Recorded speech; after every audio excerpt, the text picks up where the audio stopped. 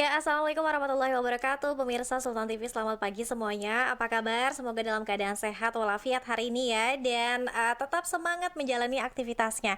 Meskipun di beberapa titik ini hujan, namun semoga tidak membuat suasana hati menjadi ikut mellow begitu ya. Seperti biasa pemirsa, di pagi hari ini kita kembali menjumpai Anda tentunya dalam talk show Bincang hari ini. Dan sebelum kita membahas tema kita yang sangat menarik hari ini, diingatkan kembali untuk Anda yang belum memfollow media sosial kita di Instagram kita di @sultantv.co dan juga @beritasultantv, dan fanpage Facebook kita di @kreatifsultan, dan YouTube streaming kita di Sultan TV. Dan Anda juga pemirsa bisa menyaksikan tayangan kita melalui TV satelit Media di channel 026. Nah, luar biasa pemirsa, hari ini kita akan membahas tema soal PTM di stop dan juga pembelajaran secara daring, dan juga bagaimana dampak psikologi bagi anak dan orang tua. Nah, di studio Sultan TV pagi hari ini saya sudah ditemani Tetia Rahmania, MPSI Psikolog, Ketua Asosiasi Psikolog Sekolah Indonesia atau APSI Wilayah Banten. Assalamualaikum Tetia. Waalaikumsalam warahmatullahi wabarakatuh. Wah, sehat ya Teh? Sehat, alhamdulillah. Alhamdulillah, terima kasih sudah mau membersamai kita pagi hari ini ya Teh ya. Senang hati. Oke, nah Tetia ini juga pengurus di Himpunan Psikologi Indonesia Wilayah Banten. Ya. Sekaligus juga sebagai pengajar dan dekan Fakultas Psikologi Dan Peradaban Universitas Paramadina. Universitas Paramadina. Prodi Psikologi. Wah, luar biasa Tetia. Oke, Tetia, kita mau bicara soal dampak psikologi bagi anak dan juga mungkin orang tua ya, terkait dengan ini, PTM kembali di stop karena mungkin PPKM juga diberlakukan kembali, COVID-19 juga meningkat. Tanggapan Tetia seperti apa? Ya, kalau kita bicara tentang kondisi pandemi COVID-19 yang sudah sampai 2 tahun lebih ya, kalau kita hitung-hitung memang itu berdampak pada semua aspek. Tidak cuma aspek kesehatan sebenarnya yang terdampak, tapi juga aspek pendidikan begitu. Nah, kalau kita bicara pendidikan itu ada siswanya, kemudian juga ada pengajarnya, tapi juga ada orang tua sebenarnya di masing-masing lini atau level dari sistem pendidikan itu sendiri. Tapi bagaimanapun dalam kondisi COVID-19 ini atau pandemi ini, kita tahu bahwa yang utama adalah masalah kesehatan, kan begitu. Walaupun banyak faktor yang terdampak ya, tadi pendidikan, ekonomi juga kalau kita mau membuka mata lebih lebar. Nah, menyikapinya itu kan tentu juga harus bijak ya. Pengaruh adaptasi itu pasti terjadi begitu. Kondisi psikologis terdampak tentu, kemudian juga sosialisasi juga terdampak karena kita harus physical distancing ya kan. Itu yang menurut saya memang harus kita sikapin. Dan manusia itu punya kelebihan sebenarnya karena dia juga mempunyai kemampuan adaptasi, tapi faktor yang bisa menunjang terjadinya adaptasi itu yang bermacam-macam. Nah, di sini adanya perlu sinergitas gitu ya antara individu sebagai pelaku, individu sebagai subjek, maupun juga lingkungan yang merupakan tempat tinggal si individu itu sendiri gitu. Oke, nah kalau menurut Tetia sendiri dalam kondisi yang seperti ini, siapa yang paling berat kondisinya? Apakah anaknya, orang tua, atau guru? Ya, kalau kita bicara mana yang paling berat ini, menurut saya sebenarnya semua sisi kita nggak bisa sepelekan. Karena kalau kita bicara manusia itu kan ada hubungan antara nature versus nurture juga. Manusia sebagai individu itu dari dalam dirinya memang ada faktor-faktor yang bisa mempengaruhi, tapi di luar dirinya juga bisa. Jadi kalau kita bicara siswa tentu terdampak. Tapi orang tua jangan salah, orang tua juga besar efek yang dirasakan ya, karena nggak semua orang tua kan siap. Nggak semua orang tua punya skill, kompetensi, kemampuan untuk menjadi pengajar gitu. Dan bagaimana dengan guru-guru juga, jangan salah, guru pun juga mungkin harus tertatih-tatih nih untuk bisa menguasai teknologi. Dan belum tentu juga di semua sekolah memiliki teknologi untuk menunjang terjadinya proses pembelajaran yang efektif begitu. Saya pun kita nggak bisa bilang mana yang paling besar ya. Semua ada terdampak begitu. Jadi kita harus bijak menyikapinya. Baik, dengan bermacam-macam background orang tua yang seperti apa, kondisi anak juga bermacam-macam ya Teh Tia ya. Nah, juga mungkin tadi salah satu kendalanya juga teknologi juga ini ternyata terkendala juga. Oke. Nah, selain mungkin dari faktor tadi kan dari luar eksternal ya, ini faktor eksternal. Kalau dari dirinya sendiri, apa sih Teh yang mungkin juga mempengaruhi siswa-siswi ini juga kayaknya merasa kurang nyaman atau mungkin kurang menyenangkan? Nah, kan gini, kalau kita bicara siswa individu ya, mereka punya banyak sisi atau dimensi. Jadi kalau kita bicara manusia itu bukan cuma bicara tentang bagaimana dia bertingkah laku, tapi juga bagaimana sisi emosinya, bagaimana sisi kognitifnya, bagaimana sisi sosialnya.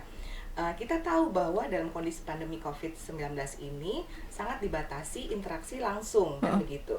Sementara kalau namanya siswa, tidak hanya dididik bagaimana dia bisa pinter secara kognitif, tapi juga bagaimana dia bisa berinteraksi, bagaimana dia bisa memahami norma, bagaimana dia bisa bersikap. Itu seringkali didapatkan dalam pengalaman-pengalaman interaksi langsung. Sementara dalam kondisi pandemi ini interaksi itu dibatasi begitu. Nah, itu juga jadi satu dampak yang menurut saya bisa mempengaruhi kondisi bagaimana seorang individu memiliki skill sosialisasi pada seorang siswa. Kemudian bicara emosi gitu ya. Kalau kita bicara emosi itu dipengaruhi juga dengan kondisi situasi. Kalau proses pembelajaran ini membosankan, hanya di depan laptop, tidak ada variasi yang menarik, boring itu bisa terjadi. Akibatnya apa? Akibatnya si anak kemudian tidak secara efektif bisa menangkap tuh materi yang kemudian disampaikan oleh gurunya. Itu satu. Terus kemudian bisa sekali proses pembelajaran malah teralih di depan laptop, tapi yang dimainkan games gitu misalnya ya. Terdistraksi bisa terjadi ya. Dan yang efeknya adalah kemudian secara emosi yang bersangkutan merasa tidak nyaman, kemudian bisa jadi marah-marah, sementara orang tua mengharapkan dia harus fokus, dia harus menyelesaikan tugas-tugasnya, sementara dia tidak merasa nyaman, tidak enak gitu dengan proses pembelajaran itu. Jadi itu ya. Dan kemudian yang sering kali dikhawatirkan oleh para orang tua maupun guru maupun juga pihak-pihak yang terkait ya adalah bagaimana pengetahuan itu sampai dalam kognitif siswa sehingga kompetensinya juga bisa lebih baik kan gitu. Karena kalau kita bicara pembelajaran, intinya itu kan sebenarnya ya bagaimana seseorang atau individu itu bisa memiliki perubahan perilaku ataupun juga peningkatan kompetensi kan gitu esensi dari pembelajaran itu sendiri. Tapi ketika itu tidak efektif, maka apa yang diharapkan kemudian tidak tercapai. Nah, itu yang dikhawatirkan kan sebenarnya seperti itu. Dan mungkin terbukti ketika misalnya dari pembelajaran tatap muka beralih ke daring, sebenarnya tidak begitu efektif juga ya, Tetia ya. Itu kita harus lihat satu-satu ya. Karena walaupun itu dikhawatirkan ya oleh masyarakat, itu nggak efektif ini dibandingkan kalau pembelajarannya langsung ataupun tatap muka. Penemuan-penemuan itu bervariasi Mbak Dia gitu. Kalau kita mengupas riset-riset yang ada di beberapa wilayah di Indonesia misalnya, ataupun juga penelitian yang dilakukan sebelum pandemi, ada kok bukti-bukti yang menyatakan bahwa pembelajaran jarak jauh itu bisa efektif gitu. Tapi memang ada bukti juga dari penelitian yang terbaru misalnya ya yang dilakukan di satu daerah di Indonesia, di satu sisi dia tidak efektif nih. Ternyata setelah kita kupas lagi lebih jauh, apa sih yang tidak efektifnya terkait dengan evaluasi misalnya. Evaluasi itu maksudnya ujian-ujian yang diberikan, tugas-tugas yang diberikan. Seringkali kan keluhan dari siswa, orang tua di berbagai level ya adalah banyaknya tugas yang diberikan misalnya oleh guru atau dosen misalnya dalam pembelajaran daring itu, sehingga mereka merasa lelah, tugas menumpuk, antara satu mata kuliah atau mata pelajaran dengan mata pelajaran yang lain banyak memberikan tugas gitu.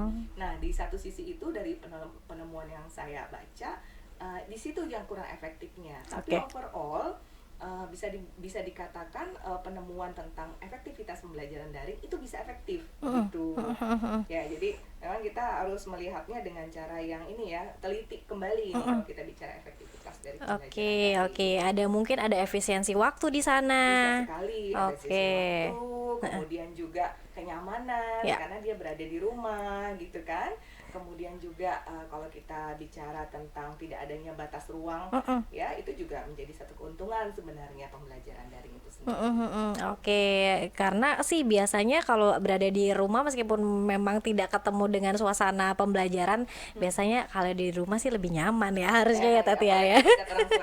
Apalagi dekat orang tua.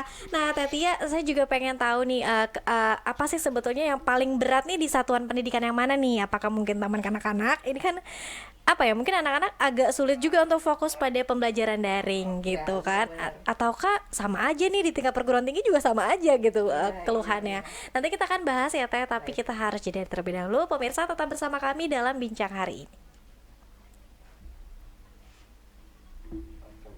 Oke.